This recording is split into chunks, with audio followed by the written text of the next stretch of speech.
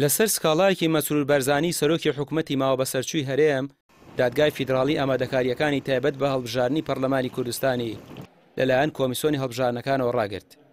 لە 24 سعات بڕیارەکەی خۆیاندا لەوە دەچێت مەسۆدەکەی ئامادە بوو پێشترێ. وتەبێژی یەکێتی نیشتیمانی دەڵێت ئەگەر سەرۆکی حکوومەت وەکو سکاڵاکەی تۆمار کردووە دەبوو یەکێتی و گۆڕانی ژاگەدار بکاتەوە.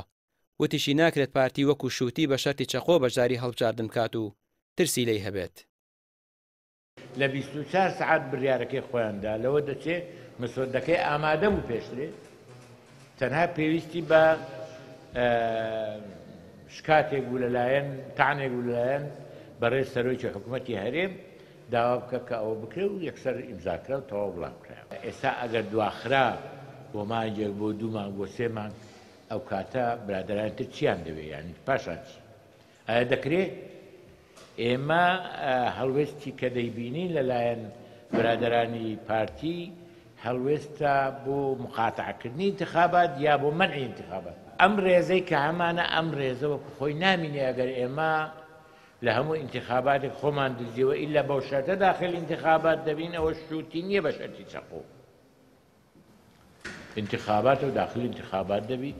من پێم وایە ئێستاکەش پارتی لە بارودۆخێکی وا لاواز نییە کە لە مەترسی انتخابات هەبێت.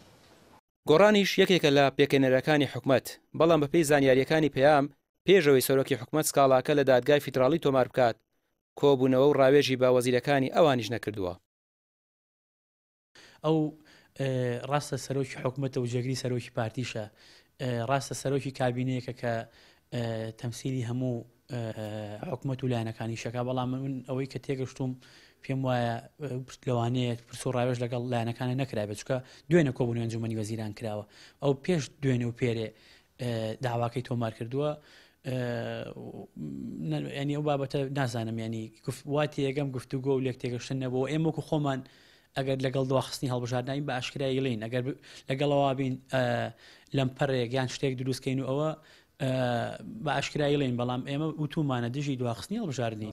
یەکێتی گۆڕان لە سکاڵاکەی سەرۆکی حکوومەتی ماوە بەسەرچووی هەرێم و ڕاوێژکردن پێیان وەکو 2 حیزبی بەشدار لە حکوومەت بێ ئاگایی خۆیان نیشان دەدەن بەڵام تا ئێستا هەڵوێستی فەرمی حیزبەکانیان لەم بارەوە ڕانەگەیاندووە کە چۆن دەکرێت هاوبەشەکەیان لە پێکێنانی حکوومەت بێ ئاگاداری ئەوان سکاڵا بە ناوی حکوومەتەوە تۆمار بکات.